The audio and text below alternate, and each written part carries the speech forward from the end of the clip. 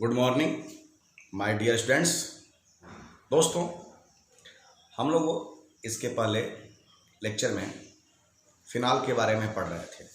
तो दोस्तों, वहाँ हम लोगों ने बात किया था फिनाल के बारे में और पढ़ रहे थे हम लोग फिनाल की कुछ प्रॉपर्टीज़, जिसमें हम लोगों ने बात किया था फिनाल की केमिकल प्रॉपर्टीज़ में first point reaction involving OH group और सेकंड पॉइंट था रिएक्शन इन्वॉल्विंग एरोमेटिक रिंग। तो दोस्तों, हम लोगों ने रिएक्शन इन्वॉल्विंग OH ग्रुप पढ़ा और वहाँ हम लोगों ने चर्चा की एसिडिक नेचर ऑफ फिनाल और बताया कि phenol more acidic than alcohol due to resonance stabilisation. दोस्तों, आज के लेक्चर में हम लोग चर्चा करेंगे रिएक्शन इन्वॉल्विंग एरोमेटिक रिंग की। तो दोस्तों, हम लोग पढ़ रहे हैं केमिकल प्रॉपर्टीज ऑफ फिनाल। मैं इसको यहाँ लिखना नहीं चाहता, केमिकल प्रॉपर्टीज ऑफ फिनाल आप जान लो, या लिख भी दूँ कि chemical properties of phenol, chemical properties of phenol. और दोस्तों, इसमें हम लोगों ने पढ़ना है जो सेकंड पॉइंट हमारा था reaction involving aromatic ring. Aromatic ring. तो दोस्तों, हम बात कर रहे हैं रिएक्शन इन्वॉल्विंग एरोमेटिक रिंग, मतलब कि बेंजीन के रिंग की बात कर रहे हैं या बेंजीन के डेरिवेटिव्स की बात कर रहे हैं दोस्तों। अब इसमें हम लोग डिफरेंट रिएक्शंस को पढ़ेंगे। जैसे हमारा फर्स्ट रिएक्शन हम लोग पढ़ चुके हैं, आप ऑलरेडी जानते हो, हम लोग इन सब रिएक्शन को पढ़ चुके हैं हैलो एरिन्स में। जैसा कि फर्स्ट रिएक्शन है हैलोजिनेशन। हैलोजिनेशन दोस्तों बात करते हैं हैलोजिनेशन की, माने हैलोजन के साथ इनका रिएक्शन कराते हैं दोस्तों। तो हैलोजिनेशन में हम लोग 2 पॉइंट पढ़ते हैं। पहला पॉइंट किया है हैलोजिनेशन का, देखिए, जब दोस्तों हम लोगों ने फिनाल लिया और फिनाल का रिएक्शन ब्रोमीन वाटर, ब्रोमीन मतलब हैलोजन, ब्रोमीन वाटर के साथ कराया, लेकिन यह ब्रोमीन वाटर दोस्तों dissolve in carbon disulphide CH2, dissolve in CH2। चलो दोस्तों, अब बात करते हैं कि यह bromine water dissolve in CH2, ये हो गई बात। और सेकंड पॉइंट बात करते हैं दोस्तों कि यही फिनाल आपने लिया और जब इनका रिएक्शन ब्रोमीन वाटर के साथ करा रहे हैं, दोनों में अंतर क्या है दोस्तों? यहाँ bromine water dissolve in CH2 है और यहाँ जो ब्रोमीन वाटर है वह हम एक्सेस अमाउंट में लेंगे, एक्सेस अमाउंट में लेंगे। तो इसका असर यह देखने को मिलेगा कि देखिए रिएक्शन बना रहे हैं, यहाँ टेम्परेचर ले लेते हैं 293 केल्विन टेम्परेचर। दोस्तों, हमेशा इन सब चीज़ों को आपको याद करना पड़ेगा, इसके समझने का कोई तरीका नहीं है। किसके प्रेजेंस में होता है ये आपको याद ही करना पड़ेगा। बस अंतर देखिए कि यह हाइड्रोजनेशन में ब्रोमीन वाटर लिया, यहाँ एक्सेस लिया और यहाँ कम लिया। इसका असर ये पड़ता है दोस्तों, यह कंपाउंड हुआ आर्थो पैरा डायरेक्टिंग है, मैं पीछे आपको बता भी चुका हूँ। आर्थो पैरा डायरेक्टिंग होने के नाते BR यहाँ हो गया, ये पैरा वाला है, सेकंड वाला पैरा, ये आर्थो है। नाम है पहले वाले का 2 ब्रोमोफिनाल और दूसरे वाले का नाम है 4 ब्रोमोफिनाल। 1 2 ब्रोमोफिनाल, 1 2 3 4, 4 ब्रोमोफिनाल। तो दोस्तों यह मेजर प्रोडक्ट है, ये मैं आपको पीछे बता चुका हूँ कि पैरा इज मेजर प्रोडक्ट। इसी तरह से जब इनकी बात करते हैं एक्सेस अमाउंट में लिया, तो ये तो इनका मिक्सचर था, ये तो मिक्सचर था आर्थो एंड पैरा का। ये डायरेक्टली सारे के सारे आर्थो और पैरा डायरेक्टिंग हो जाते हैं और इसको बोलेंगे आप 1 2 3 4 5 6 2 4 6 ट्राई ब्रोमोफिनाल बोलेंगे इसको दोस्तों। नाम देख लीजिए, 2 4 6 ट्राई ब्रोमोफिनाल की बात हो रही है। पैरा मेजर प्रोडक्ट है, यहाँ पे मैं आपको बता ही चुका था, पहले ही बता चुका हूँ। यहाँ हो गया 2 4 6 ट्राई ब्रोमोफिनाल। तो यह दोस्तों आपका था हैलोजिनेशन। अब अगला करेंगे नाइट्रेशन की।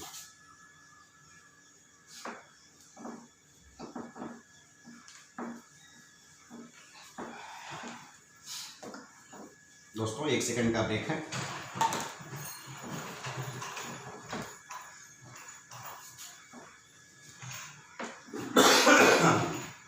हाँ दोस्तों, सेकंड पॉइंट है हमारा नाइट्रेशन। आइए चर्चा करते हैं दोस्तों इसका। उसी तरह से दोस्तों फिनाल लिया, और जब फिनाल का रिएक्शन डाइल्यूट HNO3 के साथ कराते हैं दोस्तों, डाइल्यूट HNO3 के साथ कराते हैं दोस्तों, नाइट्रिक एसिड हम लोग डाइल्यूट लेके चलेंगे और कंसंट्रेट दोनों लेके चलेंगे। अब आते हैं, यही फिनाल लिया और जब इसका हम लोग कंसंट्रेट HNO3 के साथ रिएक्शन कराते हैं तो दोस्तों इसका अमाउंट हम लोग बढ़ा लेंगे, 3 अमाउंट ले लेंगे। कंसंट्रेट HNO3 की बात करते हैं। चलिए, तो जब हम लोग कंसंट्रेट HNO3 लेंगे, यहाँ जो चीज़ें हैं आपको रटनी पड़ेंगी, मैं बार बार बोल रहा हूँ। तो यहाँ हो गया concentrate sulphuric acid as a reaction catalyst के रूप में या रिएक्शन रिएजेंट के रूप में यूज करते हैं, जो रिएक्शन की रेट को बढ़ाते हैं। यहाँ तो सिंपल हीट कर देंगे या सिंपल टेम्परेचर 293 केल्विन का लेके चलते हैं दोस्तों। तो आर्थो पैरा डायरेक्टिंग होने के नाते ये फिनाल है, NO2 यहाँ आ गया, एक बार आर्थो पोजीशन पे आएगा दोस्तों और एक बार यही NO2 पैरा पोजीशन पे आएगा। जब यहाँ बात करते हैं, चर्चा करते हैं, थोड़ा मैं जगह बना लूँ। हाँ दोस्तों, तो ये था फिनाल, ज़्यादा अमाउंट में है तो ये तो मिक्सचर था, ये मेजर प्रोडक्ट है, ये तो आपका मेजर प्रोडक्ट हो गया था जो कि पैरा पे है। अब जब ज़्यादा अमाउंट में लेते हैं तो ये आर्थो पैरा डायरेक्टिंग एक ही जगह पे हो जाते हैं। यार इनका नाम बताइए दोस्तों। इसका नाम है 2,4,6 ट्राई नाइट्रोफिनाल।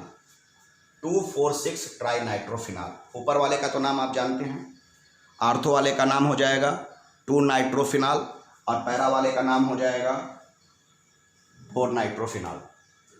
4 नाइट्रोफिनाल, 2 नाइट्रोफिनाल और ये हो गया 2,4,6 ट्राई नाइट्रोफिनाल। इसका एक कॉमन नेम है दोस्तों, इसीलिए इसको जानना जरूरी था, पिक्रिक एसिड। दोस्तों कॉमन नेम इनका है पिक्रिक एसिड। तो ये था नाइट्रेशन। चलिए नाइट्रेशन पढ़ लिए, ये ऑलरेडी हम लोग हेलो एरिन्स में पढ़ चुके हैं। बस OH की जगह वहाँ क्या था, क्लोरो था और सारे रिएक्शन ऐसे ही चल रहे थे। चलिए आगे पढ़ते हैं दोस्तों। नाइट्रेशन हो गया, 1 सेकंड का ब्रेक ले लीजिए।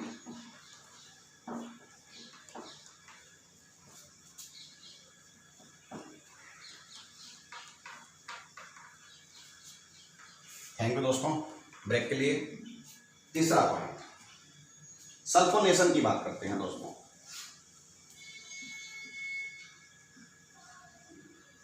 सल्फोनेशन की बात करते हैं दोस्तों। वैसे ही फिनाल ले लिया आपने, जाहिर सी बात है नाम सल्फोनेशन है दोस्तों, तो सल्फ्यूरिक एसिड आप यूज करेंगे।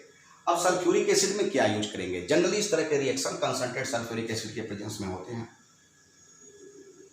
कंसंट्रेट सल्फ्यूरिक एसिड यहां मैं इस तरह से लिखा हूं तो आप कंफ्यूजन में मत रहिएगा। सल्फोनेशन में इन्हीं का रिएक्शन इस पे कराते हैं और इन्हीं के प्रेजेंस में कराते हैं।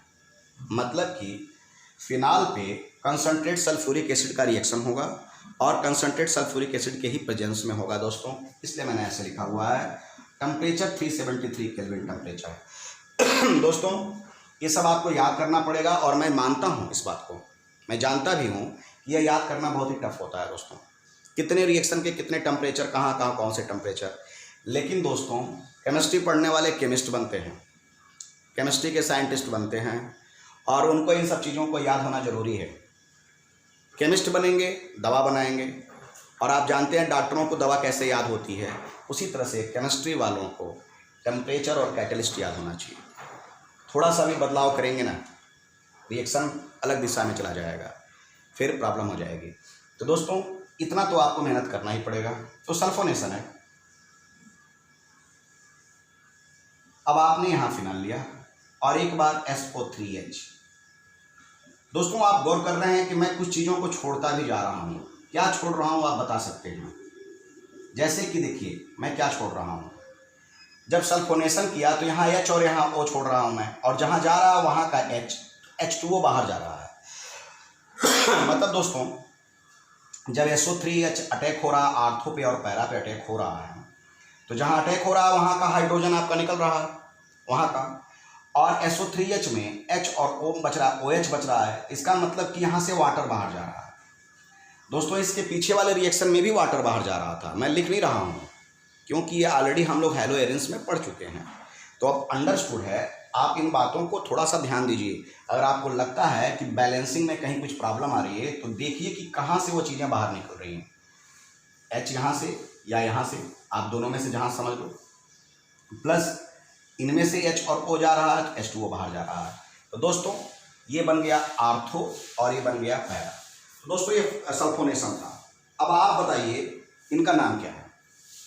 देखा जाए, मैं आपको पीछे बता चुका हूँ, इतने को बोलते हैं बेंजीन सल्फोनिक एसिड। OH को हटा दीजिए, यह बड़ा ग्रुप है SO3H, तो ये हो गया बेंजीन के साथ अगर SO3H है तो बेंजीन सल्फोनिक एसिड। तो दोस्तों अगर यह 1,2 पोजीशन है तो क्या हो जाएगा 2 हाइड्रोक्सी, अब बाकी को आप बोलेंगे बेंजीन सल्फोनिक एसिड, क्योंकि ये बड़ा ग्रुप है तो नंबरिंग यहीं से करेंगे, 4 हाइड्रोक्सी बेंजीन सल्फोनिक एसिड। तो दोस्तों ये था आपका सल्फोनेशन। सल्फोनेशन के बाद हम लोग चर्चा करेंगे, 1 सेकंड का ब्रेक ले लेते हैं फिर चर्चा करते हैं।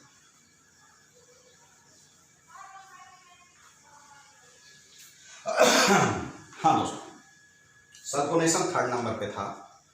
4थे नंबर की बात करते हैं, Friedel Crafts alkylation. Friedel Crafts alkylation.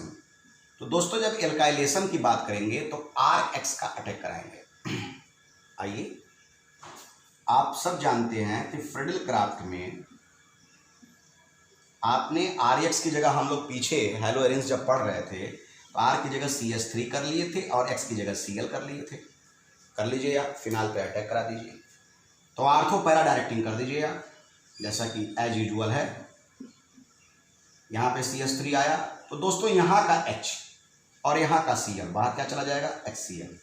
अब मैं हर जगह लिखूंगा नहीं, ये अंडरस्टूड है, आप स्वयं दिमाग लगाओ और समझने की कोशिश करो। ये हो गया OH और यहाँ हो गया CH3, तो यहाँ का HCl बाहर चला गया। दोस्तों मैंने आपको बताया था दोस्तों, जब फ्रिडल क्राफ्ट एल्काइलेशन होता है तो यहाँ एक कैटलिस्ट आप यूज करते हो दोस्तों, और यह कैटलिस्ट होता है एनहाइड्रस AlCl3 या FeCl3। क्यों ये होता है, ऐसा क्यों था? मैंने इसका FeCl3 के फॉर्मेट में मैकेनिज्म भी बताया था दोस्तों। होता क्या है, जब इनका ऑक्टेट एल्यूमिनियम का कंप्लीट नहीं होता है या दूसरे से इलेक्ट्रॉन लेते हैं दोस्तों, जब दूसरे से इलेक्ट्रॉन लेते हैं तो इलेक्ट्रॉन ले करके ऑक्टेट कंप्लीट करने का काम करते हैं, तो यह होते हैं लेविस एसिड। और जिनके पास एक्स्ट्रा इलेक्ट्रॉन डोनेट करने के लिए होता है, उनके पास इलेक्ट्रॉन मौजूद होता है, वह लेविस बेस होता है दोस्तों। तो यह लेविस एसिड का काम करते हैं, इनके प्रेजेंस में यह रिएक्शन होता है दोस्तों। यह मैं आपको मैकेनिज्म हैलो एरेंस में बता चुका हूँ।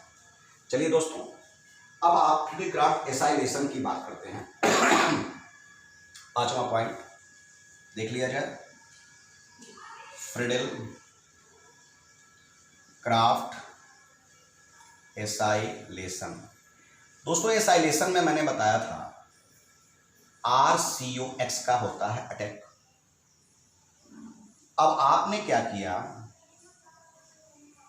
फिनॉल लिया और R की जगह पीछे आपने यूज किया है CH3, CO और X की जगह Cl यूज किया है। तो दोस्तों वैसे ही आर्थो और पैरा डायरेक्टिंग आप कर लीजिए। तो जब आप रिएक्शन को आगे प्रोसीड करते हैं, थोड़ा मैं इसको बड़ा कर दूं, ये हो गया दोस्तों OH और यहाँ हो गया COCH3 और ये हो गया यहाँ पे OH और यहाँ हो गया COCH3। आर्थो पैरा डायरेक्टिंग आपने कर दिया दोस्तों।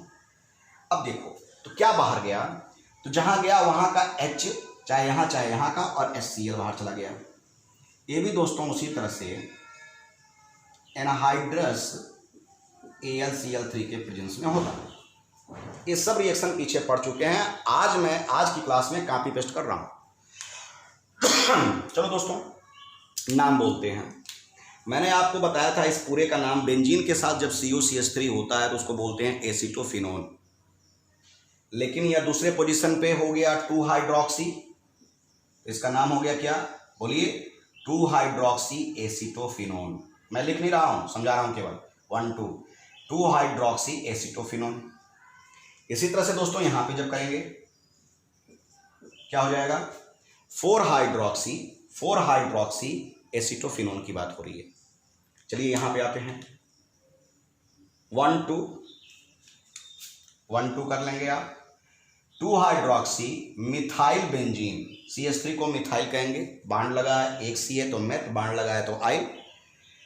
2-हाइड्रोक्सी मिथाइल बेंजीन। उसी तरह से यहाँ करेंगे आप 1 2 3 4, 4-हाइड्रोक्सी मिथाइल बेंजीन।